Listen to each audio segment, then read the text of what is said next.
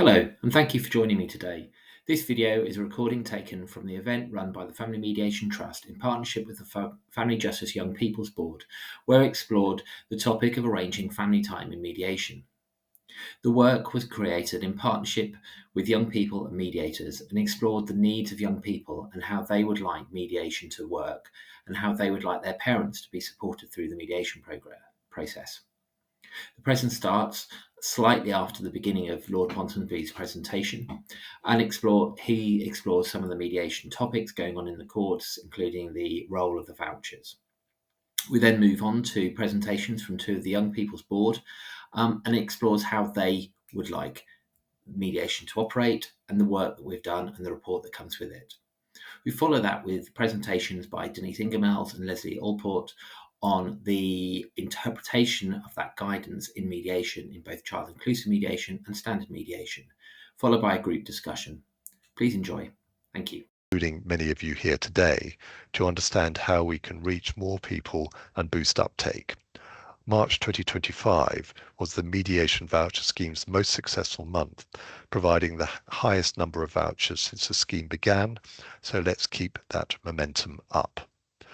My continued belief in the value of mediation is why I'm delighted to be part of today's event.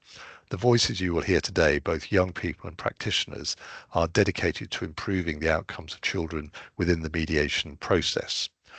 The guidance you will hear today, made in direct collaboration with the Family Justice Young People's Board, is intended to offer child-focused solutions which fully support children's well-being through the mediation process. It also highlights the need to communicate well with the children and young people at the heart of the discussions. I was particularly struck by the guidance on the use of the term indirect contact. As the guide rightly states, our increasingly digital world has altered the distinctions between direct and indirect contact for children and young people. It is a timely reminder that the ways children and young people will experience parental contact is changing, and we must be able to understand and communicate this effectively. To the practitioners here today, thank you for everything you have done and continue to do to make mediation both a reality and a success for more families. I hope you make the most of today's event and learn what you can from the young people who are generously sharing their experience and expertise. The practical tips you will learn today will help you shape safer, more effective family time arrangements that reflect the needs of the young people they will impact. To the young people here today, thank you for your continued dedication to the improvement of the family justice system. The candor, practical advice and expertise displayed within the Arranging Family Time Guide is a credit to you and your work. By ensuring that mediators understand the experiences of young people, this guide will ensure that they are better equipped to aid them. Thank you all once again for your commitment to the families, young people facing family separation. I hope this afternoon offers you the chance to reflect upon the experience of family separation for young people and work together to make a positive impact on this experience. Thank you very much for your time. And I'll be staying around for about half an hour for the first two presentations, but I'm very, very interested in what you have to say.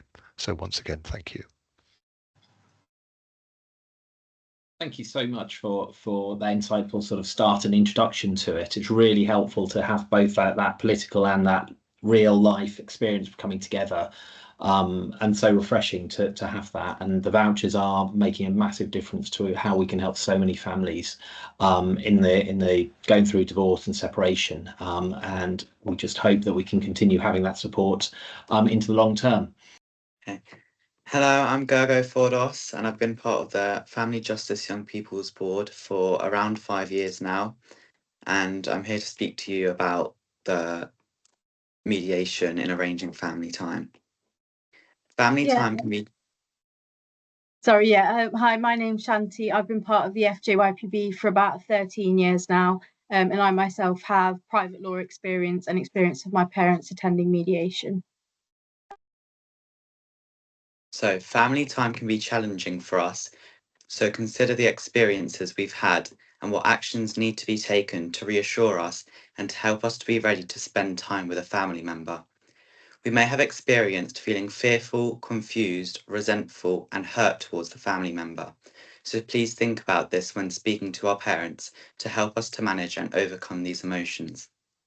So to help, we have created a mediator's guide for arranging family time, reflecting on our personal experiences and sharing with you what helps children and young people to feel safe and secure, and the things we would like you to consider when supporting parents to plan their child's time with family members. So in terms of principles and planning, so the two things that we thought were really important when it came to thinking about mediation. Firstly, we believe that family time must be safe and beneficial, and only when it is those two things, it can be really important in helping us build and maintain relationships with significant people in our lives. So it has to be sort of beneficial, of course, for the person that people that are going through mediation, but mainly for the child or young person, focusing on their well-being. As children and young people, we expect and need to be involved in the planning and decision making around our family time. So going through mediation, it shouldn't feel like a decision is being made to us. It should feel like a decision is being made with us, and not something that's sort of out of our control entirely. So we should feel sort of brought along with the process. We need to feel prepared for family time. So that's whether it's time that we've had with the other person before or not, or if it's new. But we must feel prepared. We must be in the know about what will happen, where it will happen, how it will happen. And we must also have confidence and understanding in the arrangements made. I think when parents do separate or families do separate, there's so much uncertainty already, that by making sure children and young people feel prepared, it can make a really big difference. Reviewing on an ongoing basis is really important in terms of understanding whether family time is actually still in our best interests. And it's really important when considering our well-being. Obviously, feelings can change as time goes on, as different events occur. So it's not sort of a decision that can be made once and then never changed again. And it's important to keep communicating with us. Communication is really important between our parents, and from our parents to us as well. We don't want to feel responsible for sharing messages between our parents. That is not a job that a child or young person should be doing. And again, especially where they're already having to deal with their own emotions and own trauma potentially. In terms of planning, so help our parents or help us to plan out what would be our ideal weekly or monthly schedule. And don't forget about the things that might feel important to you, that might not feel so important, but are actually important to us. So, for example, seeing friends, going around to grandma's house, seeing my pet every so often, sports matches, things that might not feel like they should be included, to a child or young person, that could make a big difference to them. Our needs will change as we grow and as time goes on, and that might affect our family time arrangements. So that's important to think about when planning. Brothers and sisters and connected siblings may have different views about family time. So don't assume that just because my sibling wants one thing, that it means I want exactly the same thing. That might not be the case.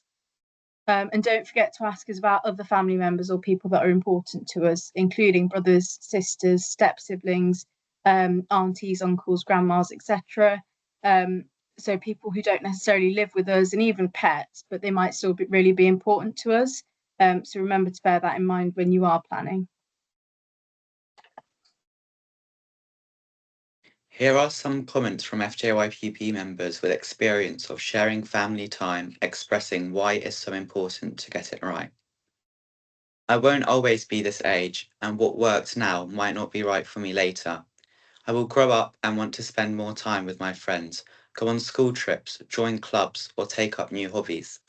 I need my parents to know this and change the arrangements so that I can do all these things without worrying about upsetting them. Easing into it would be the best case scenario for me. You can't expect a child to be okay with consistent 50-50 time straight away, especially in the context of domestic abuse. Children and young people can be extremely influenced from what they see. Memories can come back, and then having to see that parent can cause concerns. I think for me, instantly, I think about the pressure to say you want split up time equally between parents or carers when you're asked what you want. The guilt is so prominent, not wanting to disappoint someone or make someone upset by speaking the truth. Sometimes split up time is good, but a child should have the right to change that if it's not working for them. My change over day was midweek, and if I had a choice when it was first initiated, I would have chosen a day that was easier so I didn't have to take all my stuff to and from school. We don't recognise any form of contact as indirect because it still has direct impact for us.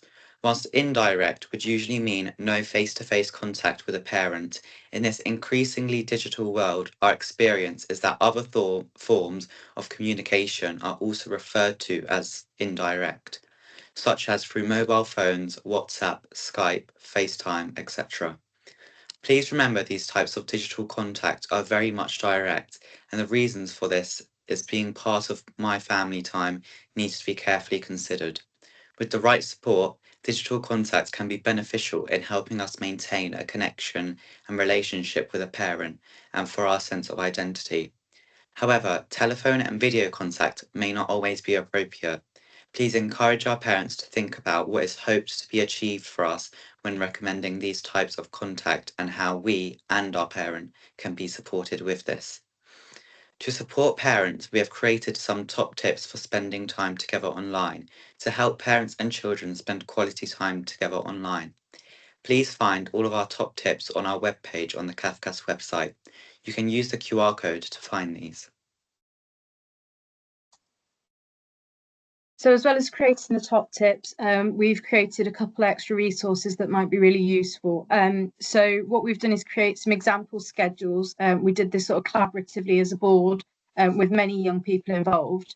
And the idea of this is to help mediators, parents and so on reflect and remind of what sort of extra parts of our lives might be really important when planning out a family time schedule. So it's not sort of mum's time and dad's time. As well as not using that terminology, we also decided to take into account other activities and other things that might be really, really important to a young person. So, for example, this is an example schedule for a younger person. And as you can see, there's other activities in there. For example, there's a couple of Xbox sessions with dad. So that's when I'm at mum's house, but still spending time with dad virtually. And doing an activity that I think will be beneficial for me. So not necessarily a staged FaceTime call, which might be the typical planning, but actually doing something that me and dad can really connect on a good level on, and actually enjoy spending time with each other virtually. And then there's other things, for example, football training, which is a non-negotiable, cinema with friends and so on. So, and even going to grandma's house. So bits that are really important that aren't strictly related to when is it dad's time, when is it mum's time. It's actually giving me back that autonomy and including things that are really important to me as a child or young person. So that's for a younger child. And then we've done something similar for an older child. So this is somebody who might be studying for exams, but also wants to spend time with family, friends, and so on, maybe not spending as much time with mum or dad. But it's really important for parents and family members to be flexible in their arrangements as the child or young person gets older and as their needs and wants change. So there's other things that are really important, for example, exams, and making sure that it is included on a sort of family time planning calendar, even though, again, it's not strictly related to mum and dad. It helps make sure everybody's on the same page and that all parties involved are focusing on what's best for the child. So you've got sort of school days, revision days, a set of exams and so on, a couple of holidays and so on. But again, still things that are really important to that child or young person, not necessarily just what the parents want to go on the calendar.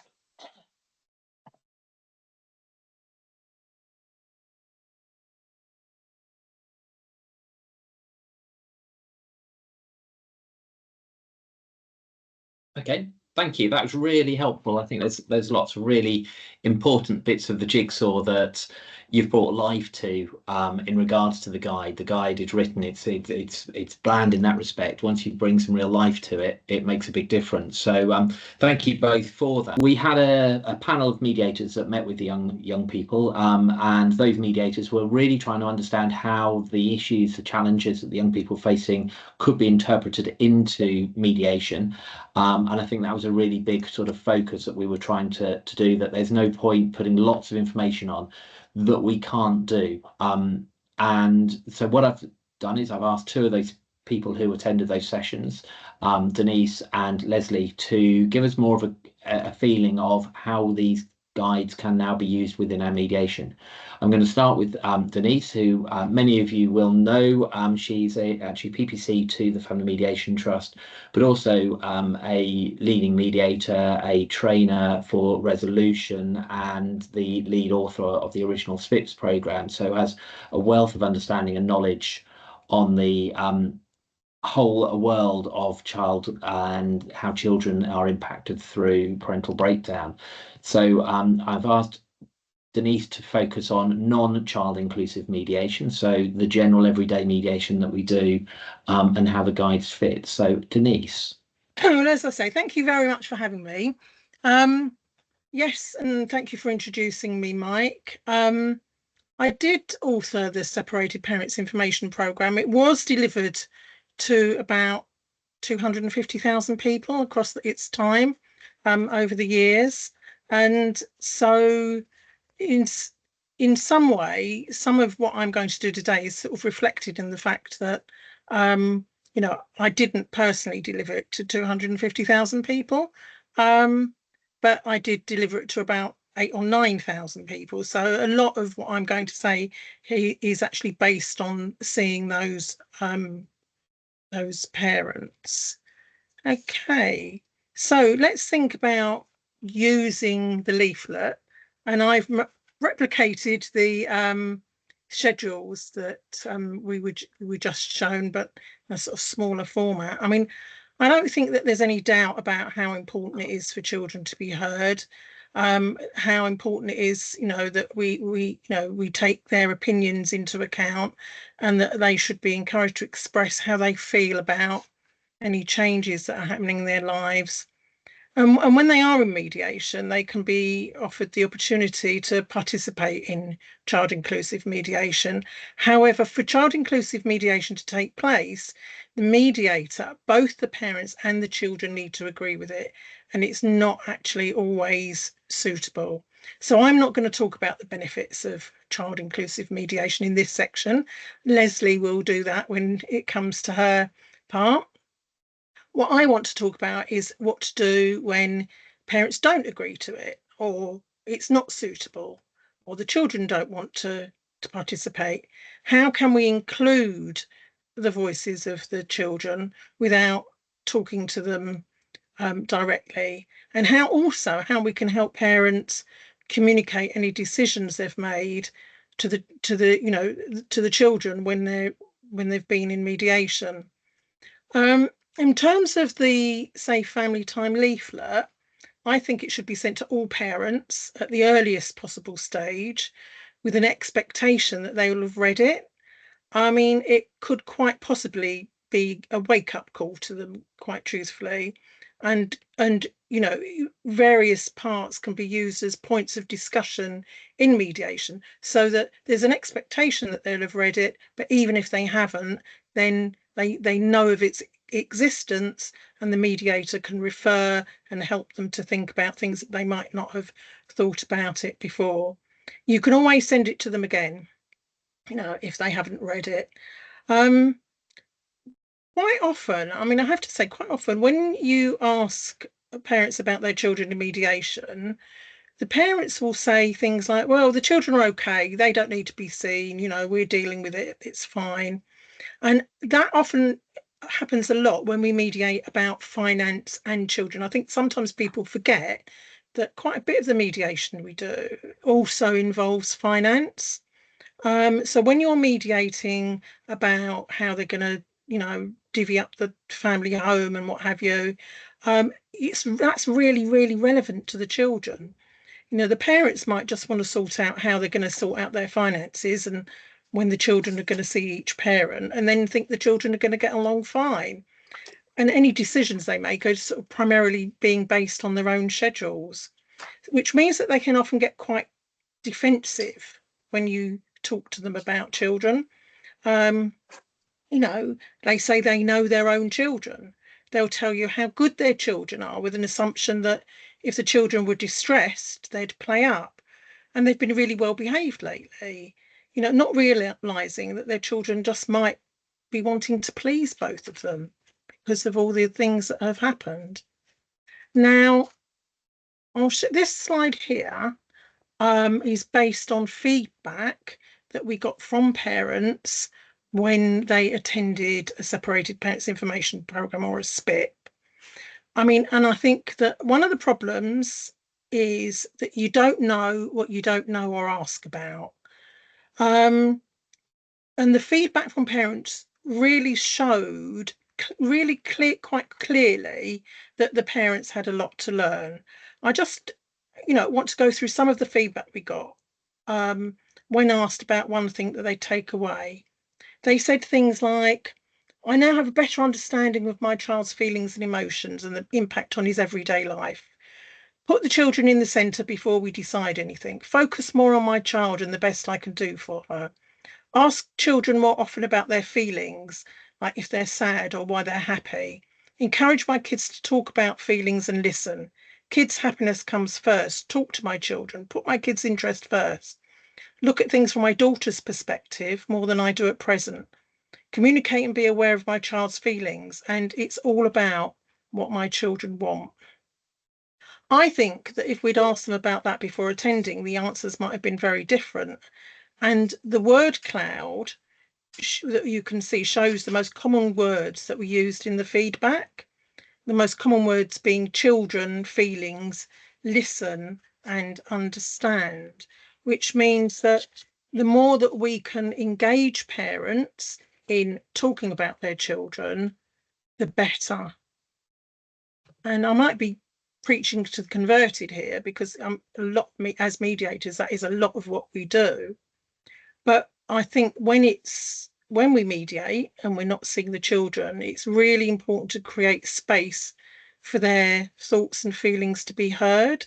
So, and doing that keeps their thoughts and feelings right at the forefront. So when parents, in particular, when parents are reluctant to engage and they just want to make plans where they're not really informing the children, they're not really engaging with the children, they're not finding out what they want because they know best, what we don't want is to lecture them about you know, what research shows is best for children. What we want to do is to bring them to the table, really, and get them to engage. So we've got these four stages here, which I will go through now. So tell me about your children. And with this, really important to ask about each child or young person individually. You know, as was said earlier, the children are not a group. Each child will be different. I mean, I think that you can bring the child into the room by talking about them, what they're like, their personalities. I mean, most parents are really proud of their children, and when they talk about them, you can, you know, often see their eyes light up. But remembering that this is not just about what's important to them and their schedules, because any agreement you make has to support the children's well-being and not just sort of facilitate contact. It's okay, I'm on a training session. Is this my work? Is that somebody's? Chocolate. I mean, in a minute, I'm going to show you sort of some parts of agreement reached in mediation. Has somebody got their mic on? If it's in, where is it? So as I said, in a minute, we're going to be looking at parts of an agreement reached in mediation, and the children involved are going to be called Jack, Mia and Rosie. So thinking about Jack, Mia and Rosie, how might we start the conversation? You could say, how about we start with Jack? Tell me about him. What's he like? And then expand on what they're saying until you've got a really full picture of his character. And once you've done that, you do the same for Mia and for Rosie. And listen, acknowledge, validate. Most people want to feel heard. It's really important to hear what the parents have to say before moving on to anything else. The answers might be really clear to you, and it might be really clear to you that they're not considering what their children really want. They've got an idea in their head, but they haven't actually consulted with the children. But what's really important is that they come to that realization themselves. You know, as I said before, it's not for us to lecture them on the latest research about what's best. And also really important to acknowledge their perspective and their fears. You don't necessarily have to agree with what they're saying, but you can validate their feelings, even if not their actions. And asking questions. We want to expand the story. Ask circular and reflective questions. Circular questions, you know, asked on the basis of feedback or in response to answers to previous questions, and reflective ones about reflecting on what's happening. So you know, this is about having a general curiosity about what might be possible. What difference has your separation made to Jack's experience in school? Who in the family is more worried about Rosie? What might happen if you ask Mia what she feels about when you have handovers with Mum? You said that Rosie seems overexcited when she goes from one household to the other. I wonder what's happening for her. Have you discussed your plans with Jack? And then the same for Mia and for Rosie. How are you going to communicate those plans and going through each child individually? What will you say when there's going to be a change? So by asking these questions, rather than giving them information, the parents are given the opportunity to create that image of a different future that actually involves their children. And summarising. So summarising and linking the answer to whatever their desired outcome might be can really help to sort of clarify things, especially if things need prioritising. And what I would say is that when you're writing up an agreement at the end, you might want to start with a description of the children that you've taken from what they've told you when you ask them to tell you about their children. For example, you might say something like, Jack is lively and energetic. He really enjoys football. He's got a good sense of humour. He's good at maths. Recently, he won a prize at school. He also likes to spend time on his games console. Mia's very sociable, has lots of friends and enjoys school. She's artistic and enjoys gymnastics. She also likes to spend time riding her bike. Rosie likes drawing and painting. She really enjoys singing at nursery and playing with her toys. Now, what I would say there is that at the start of every agreement, I would put a description of the children. And quite often when I look through agreements that mediators have written, that's not included, and I'll sort of send it back and say, can you include that? Okay, so what I want to look at now is something that's been taken out of a parenting plan. It's very brief. It's a short part of a section. And this is about the children's routines. So, both parents will regulate the time that Jack spends on his game console and will sure he's not on it until after 7:38. They'll each take responsibility, etc., etc. Now, what would you say if you were writing that for Jack? This is an idea. I mean, I think that it would be a really good idea if we involved the FJYPB on and gave them a few statements of outcome that we write and say, what is it that they would like to see? Because, it's really important to include that perspective. But we're assuming that Mum and Dad have made this agreement in mediation, and this is, just that sort of small section. How can we help them to communicate that to Jack? Because it's really important that he's involved in what happens in his life. And now it might be that parents would write something to the children. It might be that they need help in how to express it to their children. You can talk to the parents, ask them to help to decide the best way, I mean, it might even be that they ask their children what they prefer. You know, how, changes are happening. How do you prefer for us to, to tell you or to ask you?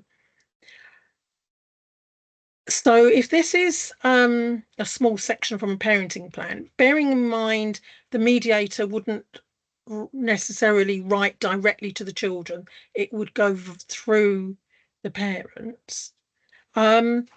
If the agreement's really comprehensive, then you might decide to write down just the bits that you might think are important to each particular child. So this is another section. This is about holidays. So if you, as you can see, this section is actually quite, a lot more wordy here. So what we're going to do now is to think about how we might write that for Mia. This is also quite wordy because this bit that is for Mia includes everything that was written. It's written in more child-friendly language, but it actually includes everything. So it might be that you would go through the parents to find out, well, what bits are important to include, because a lot of that depends on Mia, on her personality, what her attention span's like. Mum and dad might want to read it to her. I mean, in doing that and thinking about how to present it, you're engaging them in thinking about what actually would be best for Mia.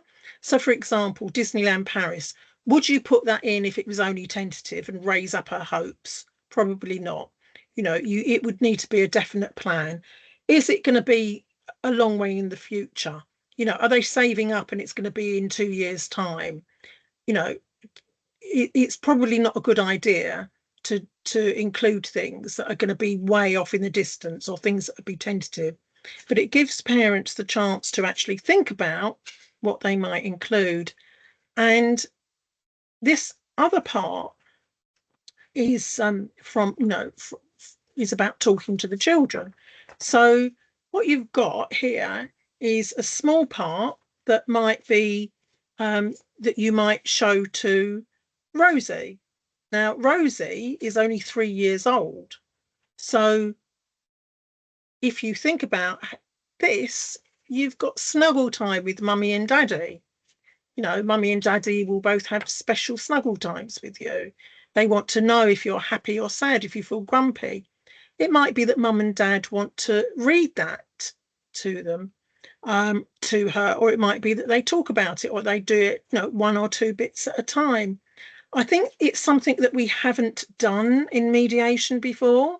I can't say that, even though I just have. I don't think it's something that nothing I've heard of, in that we write any agreements up with the children in mind, in that the children will see it or write directly to them. The idea about this came directly from the FJYPB, who I think we all thank, because I think it's a really good idea if we can actually write up something specifically for the children that can be given to them, by their mum and dad. It can be from their mum and dad. It's something definitely that I think we're at the beginning of this and we need to start. We need to think about how we progress with this. But in terms of this presentation, I just want to end with a clip from the Safe Family Time Guide. I hope that, you've got some ideas about how to put it into practice. It's really important that we use it as much as possible, read it, talk it through with parents, make sure the children are informed, make sure the children's views are taken into consideration, and talk to parents about how we can do that. So in particular, thanks to the FJYPB for helping us to think these things through. And if anybody's got any comments, we, as Mike said, we have got time afterwards. And also you might want to put them in the chat, but thank you very much. Thank you, Denise. Some really interesting, challenging bits of information came out of those meetings with the young people, and I know it's made us all think a little bit about the practice and how we work.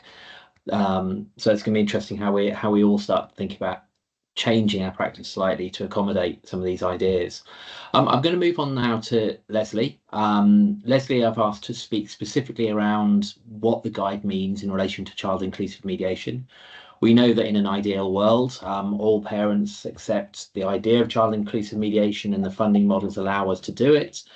But we also know the reality that that doesn't happen in most cases. So it's going to be important that where we can have that contact with the child, we do it in the most effective way possible. I don't really need to introduce Leslie too much. I'm sure most of you, if not all of you, have come across her as a leading PPC trainer, member of the Standards Board, and leader in sort of development and delivery of child inclusive mediation. So Leslie. Thanks very much, Mike, and thanks for your introduction, and for asking me to speak, and for being involved in the work that's been done on this. Just to say that I really welcome the work that the Young People's Board have put into this, and I think, as you're saying, Mike, there's so much for us to be able to take away from this. There's no doubt that the voices of children and young people are powerful, and I think the ideas in the guide give us as mediators some really good material to work with and to be able to share with parents as well. I thought it was worth, in looking at child inclusive mediation specifically now, to go back to the definition of that, first of all, that's there in our professional standards. And I think just reading the definition shows how closely the guide that we have from the Young People's Board and our idea of including children, those ideas really are very closely aligned. If you look there at really the main purpose of child inclusive mediation, it's about giving people, children and young people, a voice, to help them feel respected and listened to. And then at their request for us to take messages back to their parents to help them to understand what's going on for children. And I think the guide itself really endorses that by saying child inclusive mediation is a great way of hearing children's voices. So I think that's really helpful for us to hold on to. And there's a lot, actually, if you start to look at the principles, again, I'm just going to show that the principles of child inclusive mediation that we work to, there's a lot, again, that tallies with what it seems to me that the Young People's Board is saying. So first of all, the provision of information. It says in there somewhere, make sure that parents are aware that this is a possibility. And I think that that's our first responsibility as mediators, is to be talking about this with parents positively and as an opportunity for them and their children. And I think another part that I picked up from the guide was about the importance of child-friendly information as well. And that's perhaps an area that we can develop further. I think that there probably are some services that have, for example, child-friendly leaflets or kind of short videos that they can point children to, but I suspect that it's something that we could all do more in terms of providing. The second principle is around voluntary participation. As Denise said, everybody needs to consent. Parents need to give their consent to this, and children and young people need to have the opportunity to say that they'd like to take part or not. I think one of the things that's really important is about choice. And if you kind of see and read some of the responses of young people who've been involved in research around this area. A lot of them will say it's important to have the offer and the opportunity, and then to have the ability to say yes or no. Third principle is around confidentiality. The guide talks a lot about the importance of a safe space. And I think that that is something that we can genuinely offer children and young people in mediation, the ability to have a confidential, private conversation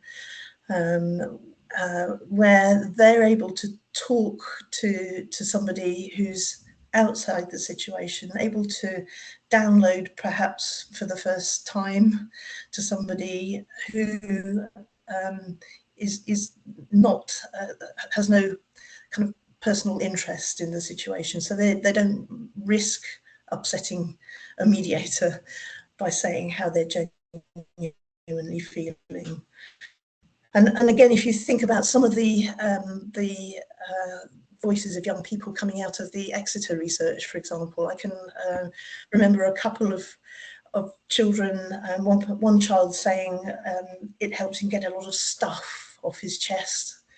Another child saying how cathartic it had been. So, you know, I think we're genuinely in a situation where we can offer something to children, young people that is safe and allows them to talk freely. And that's linked to our impartiality and the fact that we haven't got a vested interest in the outcome. We're not trying to persuade children to say one thing or not to say another. We are really genuinely there to try to understand what it's like to be in their shoes. And I think the last principle is also important, that decisions remain with parents. And I guess, you know, a lot of that is around giving children and young people a voice, but not imposing responsibility on them that isn't theirs to take. Having to make decisions between parents, for example, is not what we are trying to do. We're trying to give children and young people a voice,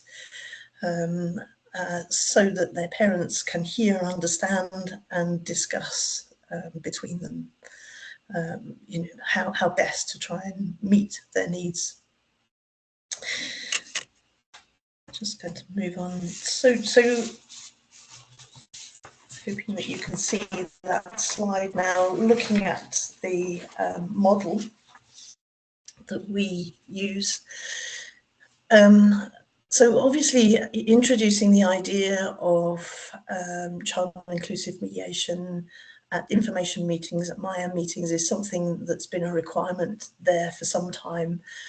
But it is something that we are being asked to do by the Young People's Board, is make sure that parents know about this. And I think it's just a good reminder for us. I think sometimes it can be something that's quite easy to slip over, particularly if, you know, parents are coming along and their main presenting issues are around finance. It's perhaps easy not to give too much attention to that opportunity. So I think it's a good reminder for us to remember that we should be talking about it and making it part of what we do, part of our normal offering. The second step of the process is at an appropriate stage, thinking in more detail, exploring in more detail with parents about how this would work and what the purpose of it is, what our role is. I'm not sure, I think somebody may have a microphone on. I can hear some. Is it possible to turn that off? Thank you. So, and I think that preparation with parents, that initial exploration, is a lot about exploring emotional readiness. We talk about the need for parents to be emotionally ready for mediation, and I would say also for hearing messages from their children. There is a responsibility in that we're asking them to take, which is not necessarily to kind of follow to the letter any suggestions or ideas a child might have, but to take seriously what they are saying, and think about the need behind the words and how they can respond to that need. And I think again, the guide calls for the need for preparation with parents, and for me that's what that's about, is ensuring that parents are ready to hear what their children have to say, and that they will consider what they have to say. And I think what we are being asked to do now is to think about in more detail about how they will respond to that. The step 3, the preparation for meeting with the child, is all about the practicalities of how a child is going to feel comfortable, whether that's in an in-person meeting, an online meeting, what's going to work for them, what timings will work, and just making sure that the practicalities give this the best chance of being effective as possible. There's meeting with the child itself as the 4th step, and all children, and we've heard how important it is to treat each child or young person as an individual, and to understand their needs and wishes on an individual basis. And for me, that step 4 is about really trying to go in with a very blank sheet, and listen, give every opportunity for a child or young person to talk, and to understand what it is like to be in their shoes. I think a lot of what we're trying to do as mediators is kind of flip the lens, so that 2 partners who are going through a painful separation come out of mediation talking as 2 parents of children who they want to continue to have a good parenting relationship with. There's agreeing with the child or young person what messages they may want to feed back, and of course there may be quite a lot that they don't want to feed back. This process needs to be undertaken and agreed with parents on that basis, that there may be things that children don't wish to feed back. That doesn't mean, I don't think, that this isn't still an opportunity for children, and that it's really important to bear that in mind. So there's agreeing quite specifically what those messages are, and spending time, I think, getting exactly the words that a child or young person wants to use to feed back to their parents. And finally, there's kind of following up, feeding those messages back in and continuing into the mediation. And this is another area where I think the work that's been done and what we're hearing from the Young People's Board presents us with a challenge. And I'm going to come on to say a little bit more about that in just a moment.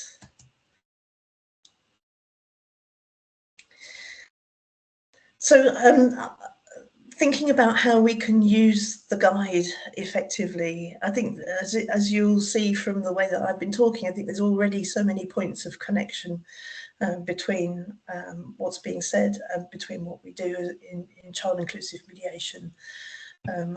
I think one thing that stands out for me is and I think Shanti, you referred to this by saying about the need for clarity in what is a really confusing situation. a situation of change and uncertainty. These are quotations that were taken from pieces of research these were adults actually looking back on their experience as children or young people when their parents were separating. So we needed to know what was going on, what was happening, and how things would work out. And the other one there, I don't think our parents knew how we were feeling. I think adults should talk to kids more. So I think what this guide does is really highlight to us as mediators that there is a need and an expectation about being involved in planning and drawing up plans and decision making. It points to the importance of having someone to talk to other than parents.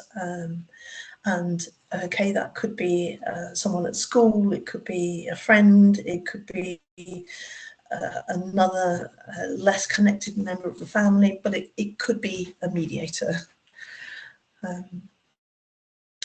And for us, I think it emphasises just how important it is to think through family time and how it will work from the perspective of children and young people. So I think that the sample timetables are excellent because, and particularly as we heard them being described earlier, what it helps us to see is that, you know, that time with one parent or another is part of a child or young person's week, and that there are kind of several different aspects to that. Kind of seeing all those different commitments on the page at the same time, all those activities, whatever they might be, really helps to kind of help us to encourage parents to think through the child's eyes. And I think that that's really helpful. It shows us also how important it is to communicate about decisions and about outcomes. And Denise has already spoken quite a lot about that. For me, that's the area that within the child inclusive model we need to work on quite a bit more. And I'm thinking about this, I was reminded of a particular model that people are using at the moment, which is called the Lundy model of child participation.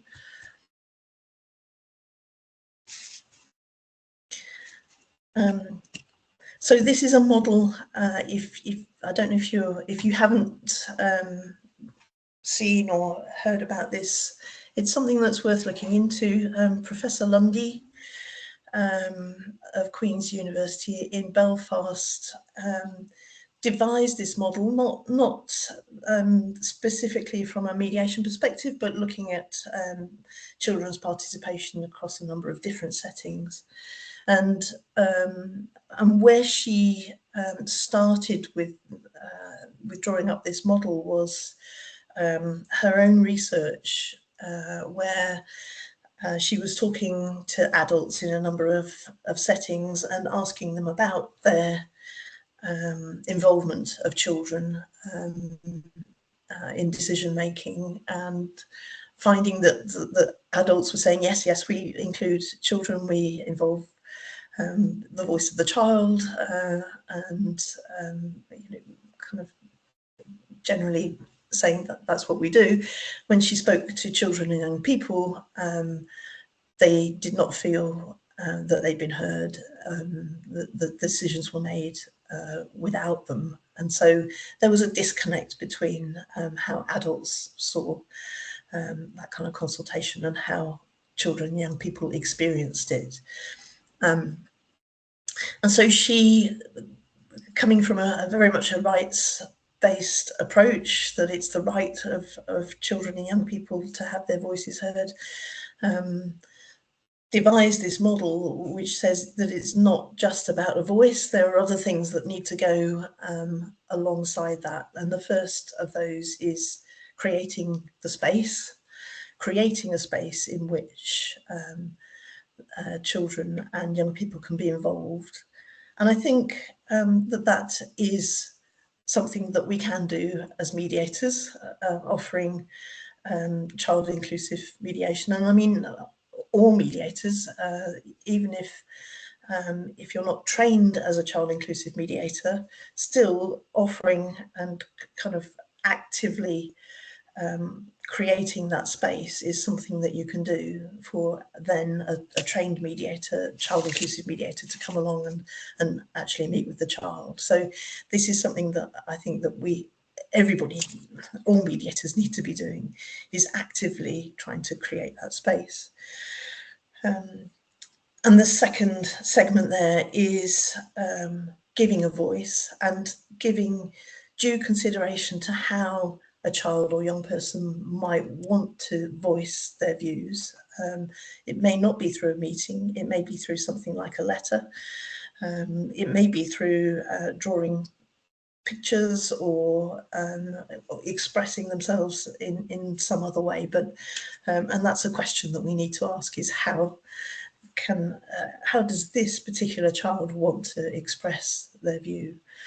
And then the third segment is about providing an audience, and obviously within the child inclusive model, that's what we do, is that we go in to meet with the child and to listen, and to listen respectfully,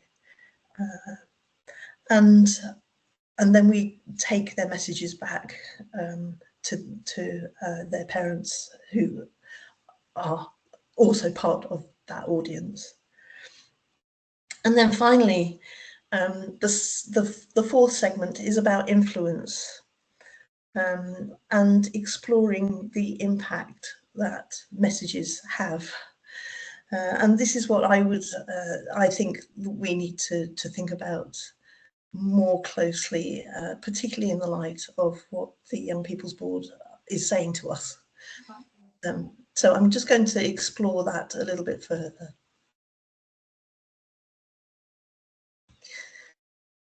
So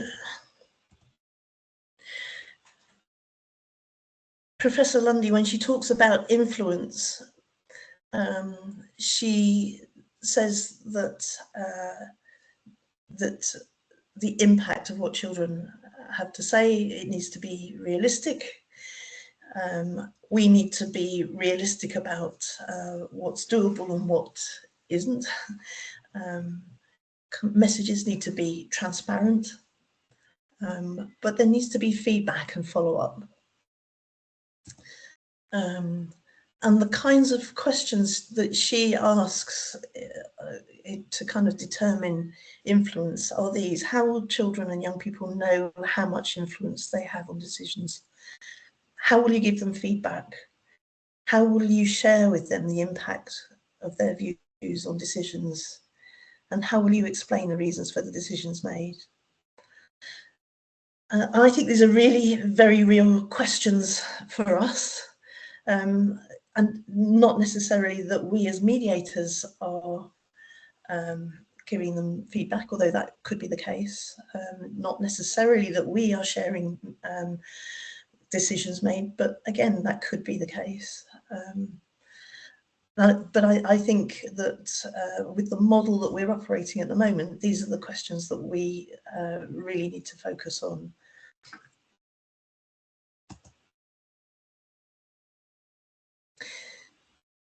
She suggests that the kinds of questions that could be asked after hearing a child's voice are these: what did you agree with? What surprised you? Did you disagree with what? Has it influenced you? What have you decided? What's happening next? And how will you tell the child this? And so these are questions that I think we could do a lot more to explore with parents once they've heard feedback and to really kind of get an in-depth understanding of what's happening for their child, and how they might actively respond to what they've heard. So really my final slide is around the challenges and considerations that I think this guide raises for us as mediators. As I was saying earlier, I think a lot of this is really about trying to ensure that in mediation parents are seeing things through a child lens. And we all know that that is a real challenge for people who are going through a difficult divorce or separation, and people who are tied up in their own conflict as ex-partners. And I'm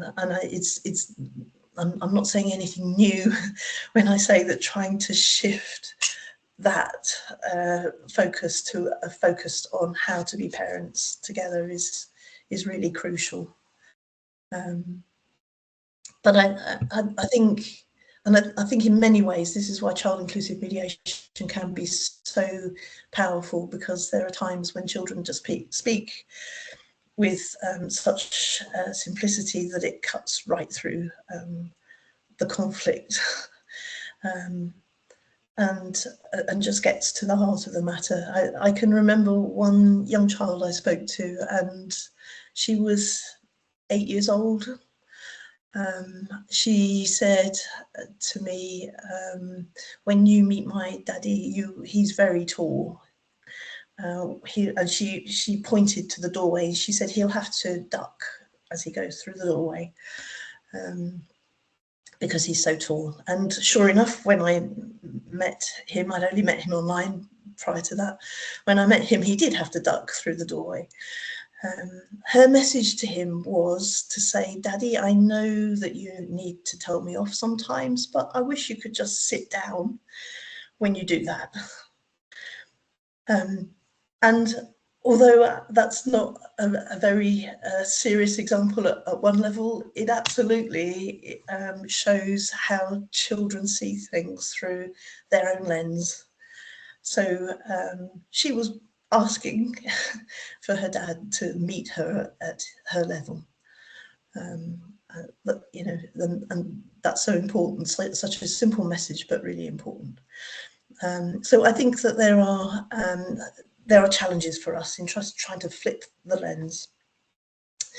I think that one of the things that the guide can help us with is language. I think it's really helpful to be thinking about family time and child time. And I was really struck by the sentence in there that says, I don't want to be told you're on mum's time or dad's time. It's my time. And I think that that's really helpful. So I think, you know, we can really think about the language that we use. I think we can help parents think of creative ways of sharing quality time and picking up again on that development of the fact that there is no indirect quality time. It's possible to share quality time on a screen and through different ways. It doesn't necessarily have to mean in person. So those kind of that page of tips around ways of sharing time online, for example, can be really helpful to share with parents, I think. I think that we can use the guide to give a lot more information to parents about what their children experience and need, and the fact that things change over time, so that nothing is static. And I think a challenge for us is that preparation time with parents before meeting with children to explore their readiness to hear what children have to say. I think there is also, for me, an issue around the time that we have in order to do this work, and the kind of funding constraints and people's expectations about what they will and won't pay for mean that we're often trying to do this in a very short space of time. I would love to be able to have the funding to expand that time and be able to think that we can take the time it needs to speak with children and have their voices heard meaningfully. And that leads on to the next point. The other major challenge that I think comes out of this is about strengthening our current model to think about how decisions are fed back to children more effectively. Denise was talking a lot about writing letters and the idea of perhaps asking the Young People's Board to look at some of our outcome statements and think about how they could be produced in a child-friendly way, I think is a really good one. So writing letters. I've certainly been in a situation where, having met with a child, a young person, and fed back her messages, her two parents, although the messages were quite difficult, but actually it did bring about a shift in the way that they were communicating, and their collaboration became a lot more positive. And actually what they wanted me to do was to write a letter back to her on her behalf. So I mean, in a way it was a reversal of what I had done. I took her messages back to them, and then during the course of the mediation I recorded the messages that they wanted me to take back to her, and I think that can be quite an effective way of taking a message back. Certainly, you know, this has set me thinking in my own practice. The last young person I spoke to, I asked her, how would you want to hear what decisions your parents have made, and she said that my email would be fine, to receive an email from both of them. So you know, there are different ways of perhaps thinking about this and how we develop this part of our model further. And I think one of the things that can be really powerful, so for a child or a young person to have a message from their parents to say that they would like to hear their views is a good and powerful message in itself. It may be the first joint message that child or young person has heard from their parents. To get a message after a meeting with them, after their parents have considered what they have to say, and another message that is a joint message, I think could be incredibly positive for that child or young person. I've mentioned the structured family time plans. I think that those are really helpful. And I wonder also if we should be thinking about follow-up meetings. I do know of some really good work that's going on. Family Relationship Centre in North East London, for example, is developing a model where their child inclusive package is to offer children 3 meetings, and the children may or may not take those up, but certainly one example that they've mentioned, there was a kind of a family meeting with 3 young people, and they came back a month later and were able to say how their messages had been taken on board, how things had changed. Not everything was exactly right, but things were a lot better. A month later, they were invited to a 3rd meeting, but the message at that point was, no, things have settled down and they're fine. We don't need another meeting, thank you. So actually, the thought of a more long-term piece of work which offers children an opportunity to come back and say how things are going, I think could be another thing for us to think about. And obviously that raises questions around funding and resourcing. I know that this particular centre managed to raise some money to do that, which was great. But I think there's perhaps learning from them and from other people who may be experimenting and piloting along these lines. So that brings me to the end of my presentation. I'm going to stop sharing now. Thank you, Leslie. I think we've just unearthed a whole heap of different things and ideas and topics and ways to move this forward as we go forward. I've been exchanging messages with Robert. He's still struggling to get his IT to work. So what I've asked him to do is just to formally sort of send back a bit of a response after the event on his thoughts regarding how this connects to the standards boards and the family mediation standards. So we'll get that input. It just won't be live, but it just means we'll now move straight onto the sort of more open discussion element of the session. Please feel free to use the raise hand option for raising questions so that I know who's next and where it goes, so we get everyone has an opportunity. I'm going to start by just asking James, you put the very first post, I think the very first question you came in with is a bit of a fundamental one to this. So I wondered if you wouldn't mind jumping in and giving your thought.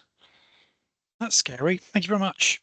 And in fact, I think it's sort of been touched on in the last conversation, really, which is this idea about follow-up meetings. But my question is that I think often we have a goal in mediation of building the parents' capacity to take back decision-making to themselves.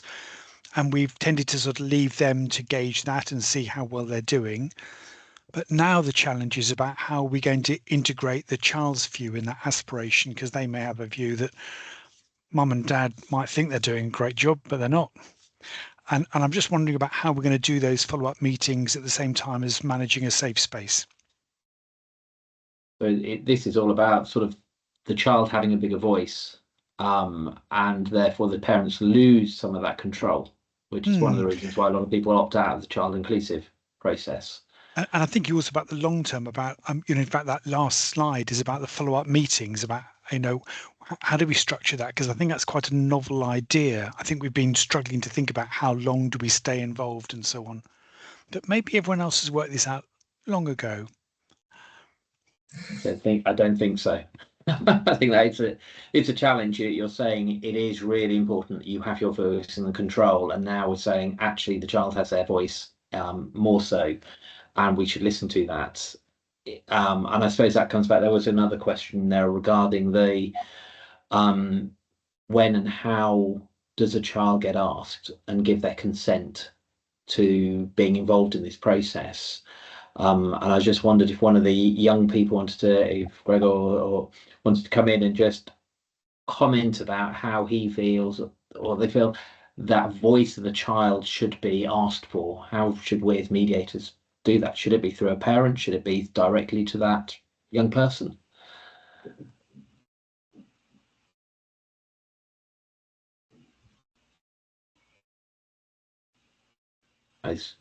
Denise, do you want to jump in? I think Shanti's also got her hand up. Yeah, I couldn't see that. Sorry. Shanti, yes. Sorry, I've got so many faces on my screen. Yeah, no problem. I think for me, so I'm quite, so just to give you a bit of background, in my experience, my parents separated. They both went to mediation, ended up going to court, unfortunately. But the main reason that actually we as a family ended up going to court was because my mum refused to let the mediator speak to us. So in that situation, I remember, so it was sort of 8 months until they got to mediation. The backdrop was sort of there was some abuse and so on, and we were sort of quite adamant that we wanted to stay with my dad. And as time went on, my mum was getting more and more violent, more and more sort of controlling and coercive, and it ended up I ended up with mental health issues and so on. And I quite strongly believe that in my case, if I had the opportunity to speak to the mediator earlier, even if they did still end up going to court, that would have been the first chance at which I would have felt like actually somebody is listening to me. So of course my dad was, but again, the power was not solely in his hands, so there wasn't much he could do. But the opportunity to speak to or have my voice heard by the mediator would have been sort of almost life-changing for me, even if the decision didn't go my way, or if the process was still to carry on. So it's something I feel really strongly about. But in terms of methods by which children and young people could get in contact with mediators, I think I know you talk a lot about sort of funding and resource, and I think obviously that is a valid concern, but even then there must be ways that, for example, there could be a form that a child or young person gets sent beforehand, especially if they're over a certain age, whereby they can get in touch with the mediator, just a simple form, not necessarily have the mediator's contact details, but something they can submit that they know will be read, just so, first of all, they're aware that their voice is being heard in some capacity, and to take that doubt away of, are my parents going to convey what I really want? Are they going to try and twist it, and so on? So for me, even something as simple as that, like write a paragraph about what you hope will happen in the future, even if it's not a specific question, it will help me understand as a child or young person that the mediator sort of, I'm more than just a name on a piece of paper. And that way the mediator can potentially guide my parents with some context about who I am, what I want, what's important to me. So even something as simple as that, I guess that's sort of pre or during mediation process, not necessarily afterwards. But even in the case that the child can't meet the mediator for whatever reason, I think even something as simple as that, or you know, the opportunity to write a letter, it could be really, really valuable. So it is something I feel quite strongly about. And I think sort of post mediation, anywhere from sort of 6 months to a year is for me, would have been a good follow-up time. Even if things weren't resolved by then, just to check in.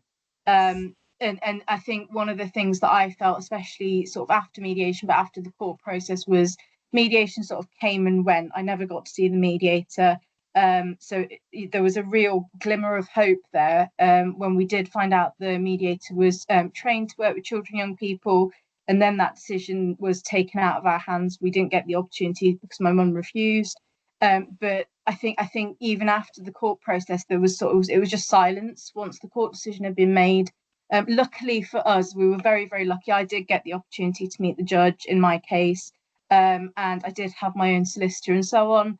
And luckily the decision did work in our favour, but there was a real sort of eerie silence that all of these professionals have been in our lives for so long, finding out really personal stuff, you know, finding out everything, coming to our house and so on for so many months, and suddenly there was nothing.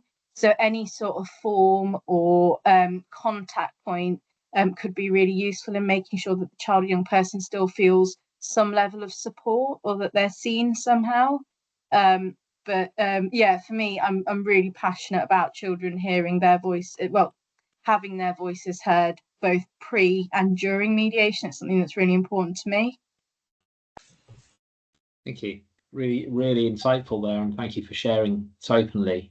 Gogo, are you hand up? No. Yeah, sorry. That's right. I just wanted to say that I also had a private law experience, but in my experience, I didn't actually get a family mediator, particularly due to the fact that my case was abroad, like with an abroad parent. So the parent wouldn't meet me, I couldn't meet them, which means the mediator couldn't necessarily arrange meetings between us because it would all have to be digital. And I think with having it digital and on video calls, it definitely wasn't the best for the scenario, because it did feel quite forced and there was no monetization on the calls. So anything could have been shared. And at some points, there were some explicit images shared, which definitely shouldn't have been. But there couldn't have been someone to supervise over this, especially. It would have been great to, but then it would be argued that there was someone listening into the calls, and then the court, the Hungarian court, wouldn't allow that. So even though the English court said that there shouldn't be video call, they couldn't overrule the Hungarian court, which meant to, like, even though sometimes I didn't want to be on a call, I still had to be. So I think now, if there is a mediator who is like dealing with abroad cases, definitely there should be some sort of supervision on calls, and definitely make arrangements which the child does actually want to be on and does want to be flexible with the times. Okay, I think some really interesting things. It also highlights how complex many of these cases are. And we do have tools in mediation, such as co-mediation, that can be used to help those kind of steps to be taken. Ruth. Yeah, I think one of our biggest hurdles in mediation is getting that parental agreement for us to see the children. And unless something changes, I think probably legislation-wise behind that, we're always going to struggle with that, because we're going to get blocked by one or other parent. So I know there's work going on about the Article 12 of the UNCRC being, potentially trying to incorporate that. We don't have any direct access to these children, and I think that's going to always be the barrier unless we are permitted by somebody to have that direct access, because I think otherwise we're always going to get blocked. We are. So that's Denise. Bigger picture. I think this is really complex, as you said, Mike. We can't see the children. We're not allowed to see the children unless the parents agree. We have to be really careful that we don't actually end up making things worse with the limited time and funding and, quite honestly, training that we have in terms of seeing children. I think that there's a much bigger piece of work here. We're not CAFCAS, we can't take on their role.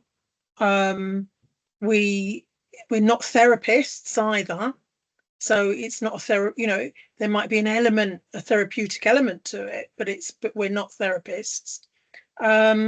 And so if what we do is fairly limited, I think we have to be very careful. I really did like your idea about the child writing a letter to the mediator.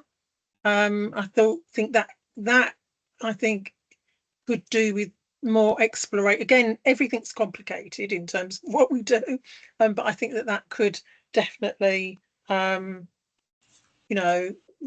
definitely sort of has legs, really. I mean, I think that we have to really bear in mind that the fundamental principle of mediation is that it's voluntary, and so that is such a core principle that if the parents are saying certainly at the moment, if the parents are saying no, then it's no, and if the child says no, then it's no. And we do have to be careful that we don't make it worse. And if things were to shift, they would need to be really carefully thought through. I think for me, one of the things is about understanding how parents would have talked to their children in a united family anyhow. So when those families were together, what sort of consultation and discussions took place with those children anyhow? Because if that's not a model those parents are used to, why would they even consider it as an option now? They wouldn't. So the mediator's role in that situation is to try and get them to see how that might be beneficial to their children, to have them involved, because it's not going to be a natural response for them. Some parents don't consult with their children about anything. They just tell them what's happening. So why is that different post-separation? It's not. Which is really about the 4 stages that I was talking about, which is where you're asking them to tell you about the children, you're listening, you're validating, acknowledging, you're asking lots of questions. If you go straight in, tell them about all the benefits of something, then you're likely to get a defensive response. Understanding how they would normally talk about something, I think, is critical, because if you know what their existing model looks like, you've got the benefit then of working with that model, saying how do you then shift it. But that's how the mediator can help those parents move forward to letting those children be seen. I think you're absolutely right there. It is, every family has their dynamic before and post separation, and we also know that not just funding but so many other things will stop a child inclusive mediation taking place. So we've got to consider that most children would go through mediation without ever being connected with mediation, with the process. So we need to think about some of the bits that have come out in this guide that enable us to think differently about the children at the beginning. And I was just looking at how often we frame it that the parents are sitting there wanting 50-50 of the time, but we've heard that the message is actually it's all the child's time, and it's how we split that to incorporate those other things. If I ever separated and I said to my kids, you can't go and do rugby practice because I've got you at that day and you can't get there, there'd be uproar. They'd be absolutely unhappy with me, politely putting it. So it couldn't happen. So I think we've got to stop and start thinking more about actually that bigger matrix of all the things that take time for that child, whether it's clubs, whether it's interest, whether it's friends, whether it's extended family, and almost start at that point to see where we can have quality, to talk about more quality time than just a quantity of time. And that would make quite a big difference to a lot of agreements. I just wondered if anyone had any thoughts on that.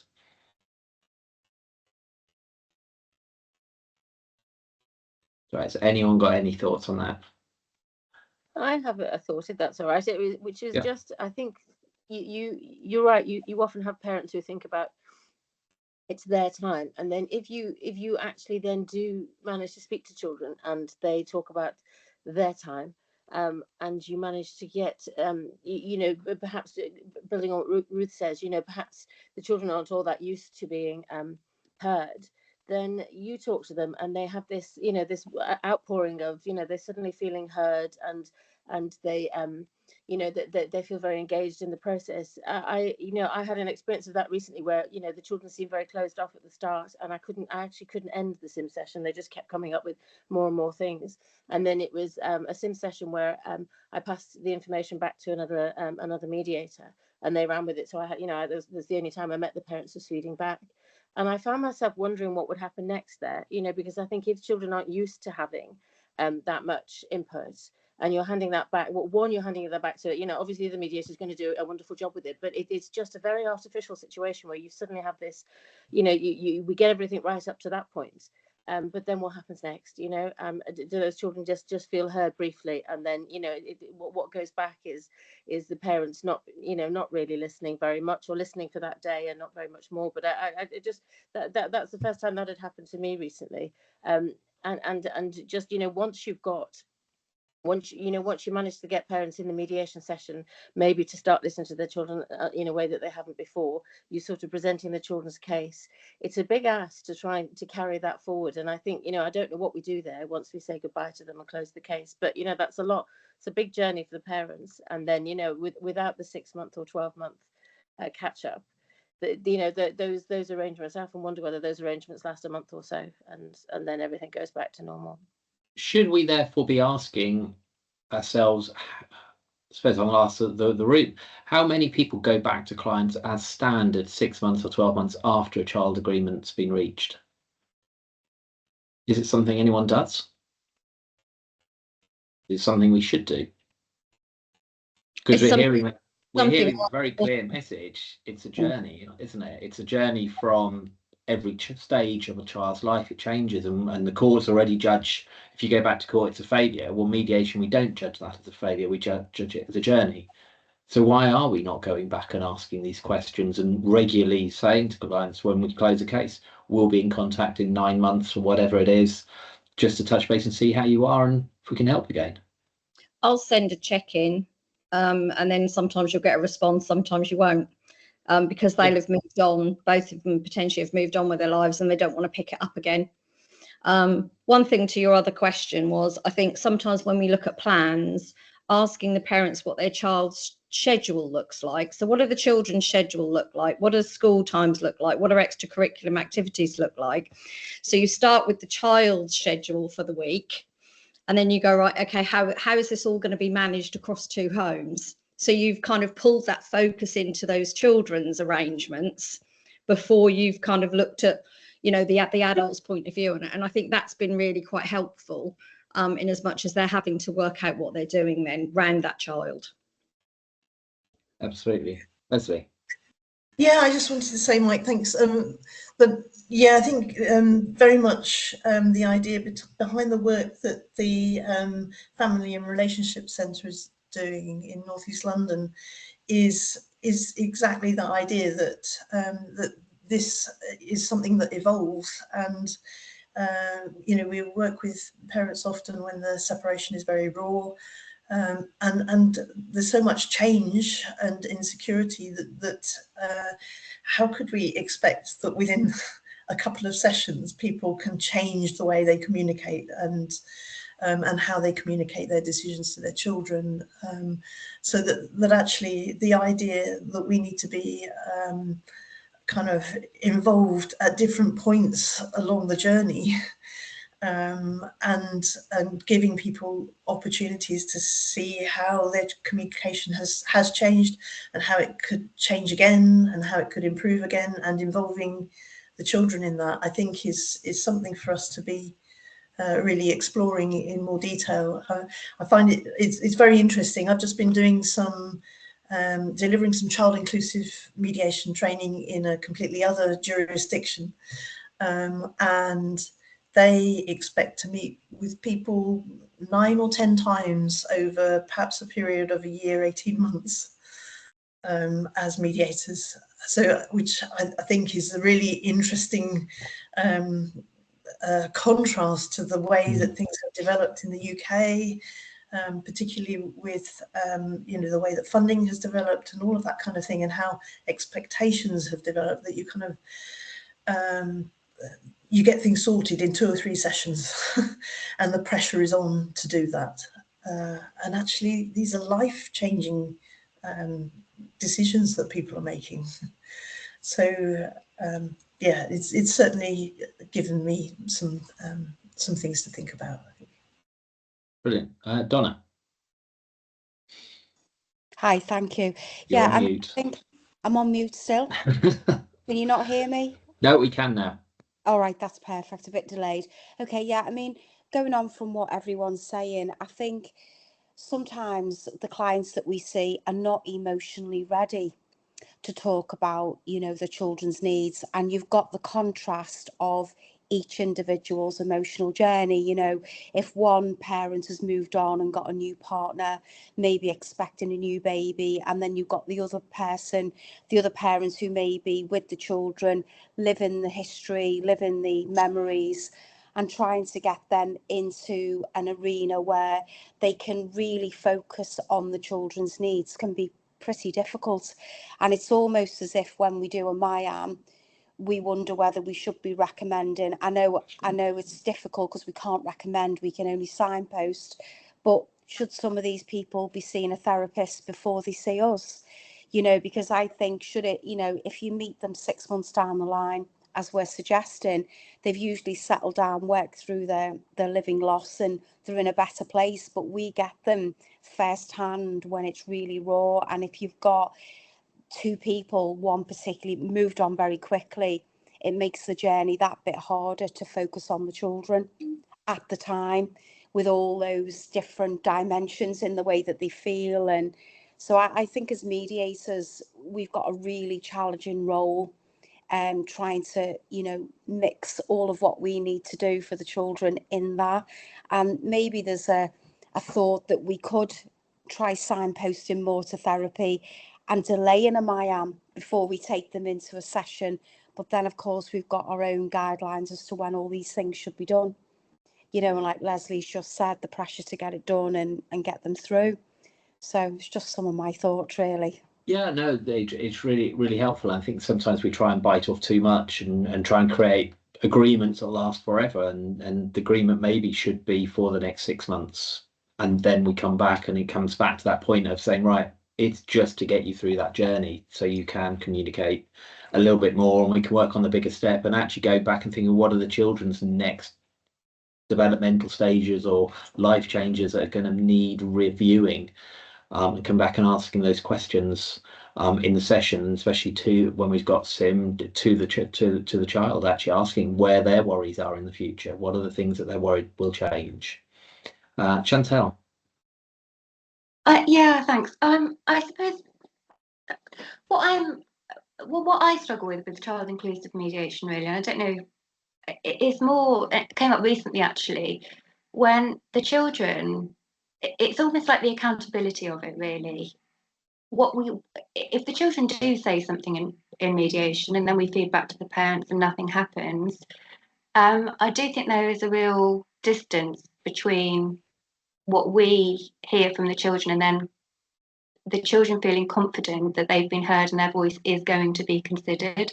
And this happens in the training. You get told that the children shouldn't speak to too many professionals. They'll lose faith in adults. They shouldn't have all of this. But I wondered if some of the young people could speak actually about what would happen, what their thoughts are when, because as mediators we are really limited. You can speak to a child and hear what they say. You can feed back to parents, but if the parents don't do anything or they just don't, you don't have that follow up. I think it is potentially really damaging for children because they're quite vulnerable. And yeah, at the moment we don't have that second, third meeting, but we can't force anything.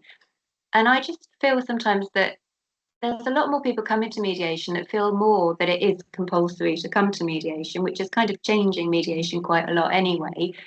But I still feel really powerless a lot of the time as a mediator to create any reassurance for children if they have said anything or they have been heard. And what happened to me was the mum said the children were older. They were like 15 and 13, and she said, well, the 15-year-old is happy to see dad. The 13-year-old really doesn't want to. And I knew that the dad was just going to say, well, that's mum telling the child what to say. I'm not going to believe what the child says anyway. Regardless, you can speak to her, but I know it's the mum behind it. And so if that child's voice really needed to be heard and recorded and written down somewhere, it would probably have to go to court for that 13-year-old to feel that somebody's actually listened to her. It's a tricky one. Shanti. It's kind of picking up off that anyway, but a point that I was going to make was, so I feel quite strongly about, for example, I mentioned before a letter being sent into the mediator.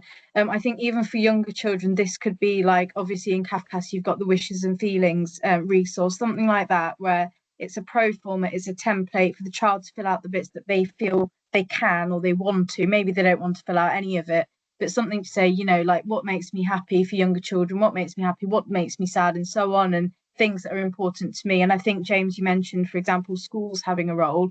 They potentially could help facilitate that and take the child to one side in a neutral space, and help them work through that and help them discuss that.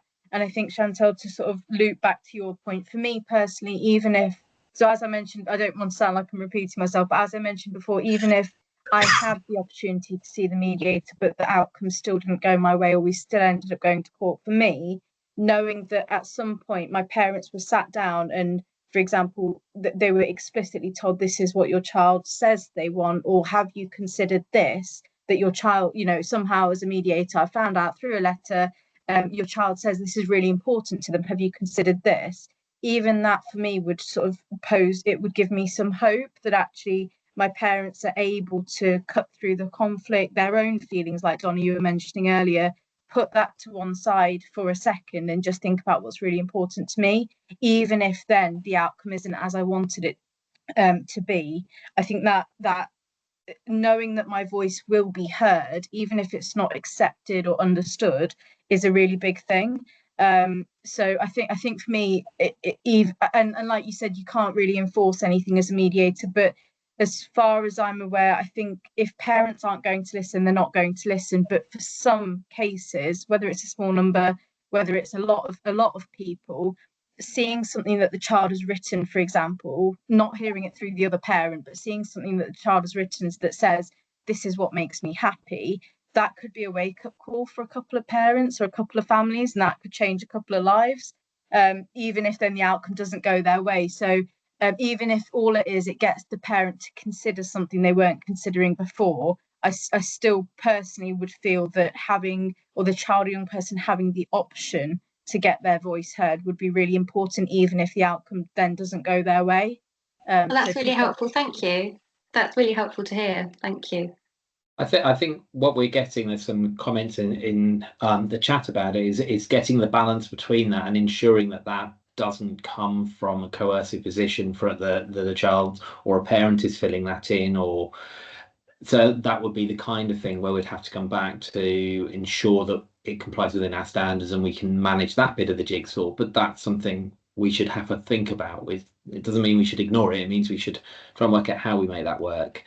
And I think one thing I should have added is I think it's also perfectly acceptable for the professional or via letter or whatever it is form to say there's no promise that this will happen. Like I don't think a child or young person would expect that. It's not a promise that this is the outcome, but here's an opportunity to share your thoughts. I think that's really important as well. Yeah. No, I can see it's just working through the process, isn't it? But I agree, we can have an explore on that one. Sheena. I think it was just to pick up on Chantel and Shanti's point that, and Leslie can correct me if I'm wrong, but I'm pretty certain when I heard about the Lundy model that the people talking about that said it was better to try, even if you couldn't guarantee that the parents would take on board, and that often children are very realistic about their parents' limitations, and they maybe know that you're not going to magically change their parents, but better to be listened to and try than not, I think is the message that I heard from that model, and that I would kind of support. I agree with you. I think we hesitate sometimes a little bit too often. We should be brave, but we've got to do it in the right way. Before I go back to Leslie, I just wanted to bring in the one question that we haven't really explored very much, which is the writing back to the child. As a concept, it's a very different concept. It's something that is probably a bit scary to do, but I think the feedback we had as a group was very much that the children and the young people want to understand the basic premise of the agreement so that they can actually say, well, listen, they can understand it in a better way. So I think that's something that I don't know if anyone has any thoughts about. Are you all comfortable with doing so? Or I know Belinda is here, and we have done it with a case, and it's been something we've been working on as a trust to see what we can make work. So I just wondered if there's any other thoughts on that, or if Belinda, if you wanted to jump in. My thoughts first, well, certainly on the case that we did, as often happens, that it's the most complex case that you start with, a new set of circumstances, and the parents had been with us before, and they'd come back, and they were struggling to navigate their own conflict, and I think what we found was it was quite, in the end we decided to send the letter to the parents first to make sure that they were comfortable with it, because we were basically sending the promise of what the parents had agreed to the children, and because the parents were just about in agreement about these things, that could have caused a problem, and it did cause quite a few internal sort of head scratchings of what can you write. One of the elements was that the child had said he wanted to be able to contact his dad, just it was okay for either of them to suggest things, and it was okay for either of them to say no, they can't do it, or they're busy, and for nobody to get upset. And we were sort of, when we were writing it, we were thinking, okay, well, do we have to add in that it's not their responsibility to to arrange time? The child was 15, so they were of an age where they'd want to have a say anyway. But it did throw up quite a lot of questions in terms of having to plan that all the way back at the start with the parents, in terms of letting them know that that we'd asked them whether to feedback. We'd also asked the child if they wanted to receive feedback.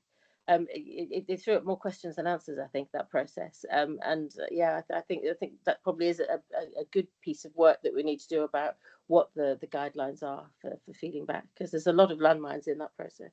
Yeah. But yeah, thank you. Very good if it works. I think the child really would have appreciated it. Right, I'm going to just quickly go. It's 1 minute to 6. We meant to finish at 6. I'm happy to keep going, but I did want to firstly just give Denise an opportunity to come back in regard to acting also as a PPC with Belinda on that case. So it'd just be interesting if there's any observation from that, because I think it's quite relevant. I know, Emma, you had your hand up as well, and I just wanted to give Gergo and Shanti an opportunity just to give us a final comment before we finish. So Denise first, then Emma, and then we'll... I think that what that case showed is that, I think, as Belinda said, it's the most complex cases that throw up the most difficult sort of quandaries, really. and that whatever we do in the future needs to be really thought through. We need to operate with a set of standards, which can change, but they need to be really thought through, rather than because what we're looking at here are things that are so fundamentally different to what we do now. I think that it needs really careful thought before we do anything at all, because the last thing we need to do is to make things worse for children and young people. Yeah, it's a fine balance. Emma, did you want to answer the last question or run away? Literally just 10 seconds to say it's just so interesting because recently I read a paper encouraging judges and magistrates to write to children at the end of cases about the decisional order that they had made and how they had taken children's wishes and feelings expressed through CAFCAS or Guardian into account. And so this process that we're discussing, where we're talking about writing to children and young people at the end of our processes to say, this is the outcome, if you like, these are the decisions that have been made, really very much mirrors the evolution of the court process, and really just focusing on the importance of language in that, which is a whole piece on its own. But thank you for this afternoon. Yeah, I would really agree with that, but I think that there's a big difference between us writing to children and young people and helping the parents to communicate to their children. So I think that we can definitely have a role in helping them word things, phrase things, write things, but certainly at the moment that would need to come from the parents. We can help them with that. We can help them think through it. Right. On that note, I wanted to thank all the speakers and all of you for turning up and engaging in the conversation, because I think there's a lot we can learn from this.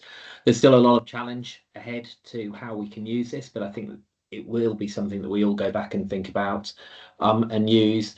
Next week, we will send out the recording of this, and we'll also incorporate the resend the guide, which sent to you all yesterday.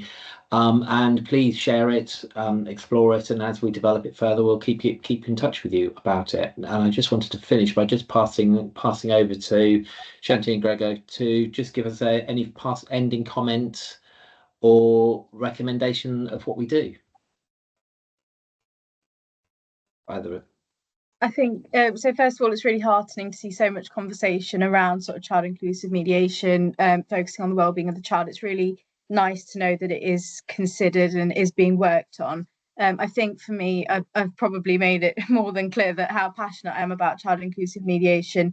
But I think even something as simple, obviously CAFCAS have got the goodbye letter after a guardian's been working with a child or young person for a long time. Even at the end of sort of the mediation process, a standard letter that goes out to the child or young person saying, this is what your parents did in mediation, this is what it meant, even if it's not case specific, even if it doesn't have any direct sort of outcomes in it, just something to say this is what mediation meant and so on. That could be really useful. And also just one thing that I didn't mention, I am actually currently a qualified teacher, and I think that obviously there is a role for schools to play, but actually there's a sort of a big gap in knowledge. Schools aren't aware of what mediators do, what the impact on the child or young person can be, and how they can support the child or young person through that. So I think even in the short term, something that potentially wouldn't take a lot of funding or resources, but could actually help a lot of children, is just creating some sort of resource pack or some sort of communication channel between schools and mediation services to say, this is what mediation means for a child or young person, and this is how you can support them through this.